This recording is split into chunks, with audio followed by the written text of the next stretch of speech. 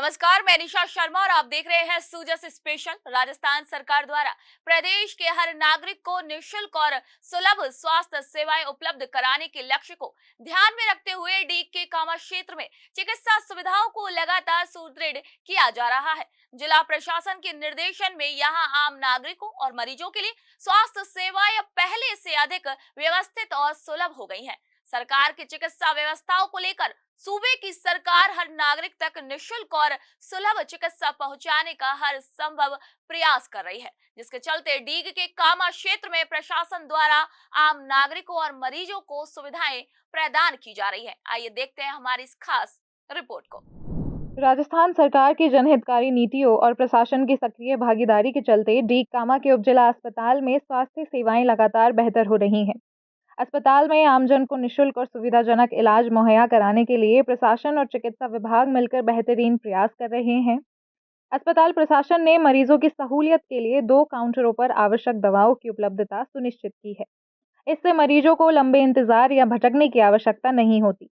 अस्पताल में रोजाना 700 से 800 मरीज इलाज के लिए पहुंच रहे हैं, जो इस संस्थान में लोगों के विश्वास को दर्शाता है। प्रचंड गर्मी और लू के चलते अस्पताल प्रशासन ने विशेष एहतियात बरती है। अस्पताल के वार्डों में कूलर, एयर कंडीशनर, ठंडा पानी और छायादार इंतजाम भी किए गए हैं। इन उपायों से मरीजों को राहत मिल रही है और मौसम से संबंधित परेशानियों से उन्हें बचाया जा रहा है। केवल मरीज ही नहीं बल्कि उनके साथ आने वाले परिजनों के लिए भी ठंडा पानी और कूलर जैसी सुविधाएं उपलब्ध करवाई गई हैं। इससे अस्पताल परिसर में एक सुविधाजनक माहौल बनाया हुआ है। अस्पताल के चिकित्सा अधिकारी डॉक्टर BS सोनी ने बताया कि गर्मी और लू के बढ़ते प्रभाव को देखते हुए हमने विशेष वार्ड तैयार किए हैं और प्रशिक्षित स्टाफ की तैनाती भी की है। मरीजों की संख्या भले ही बढ़ रही हो, लेकिन हम सेवाओं में कोई कमी नहीं आने देंगे। हम यहाँ जो जांच करवा रहे हैं उसमें मलेरिया और टाइफाइड के अभी तक कोई भी मरीज नहीं है। केवल दस्त, सामान्य दस्त, उल्टी और बुखार के हैं।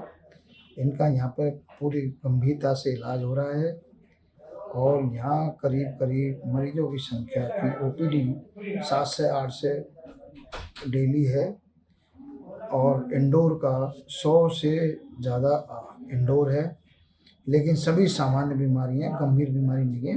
हीट वेव के, हीट स्ट्रोक के कोई मरीज नहीं है। और यहाँ अपने 2 काउंटर हैं DDC के। 2 काउंटर से नियमित दवाई मरीजों को दी जा रही है, जिससे मरीजों को पूर्ण लाभ मिल रहा है। यहाँ हर तरह की छाया की व्यवस्था है, ठंडे पानी की व्यवस्था है और मरीजों के लिए ठंडी हवा की भी व्यवस्था है।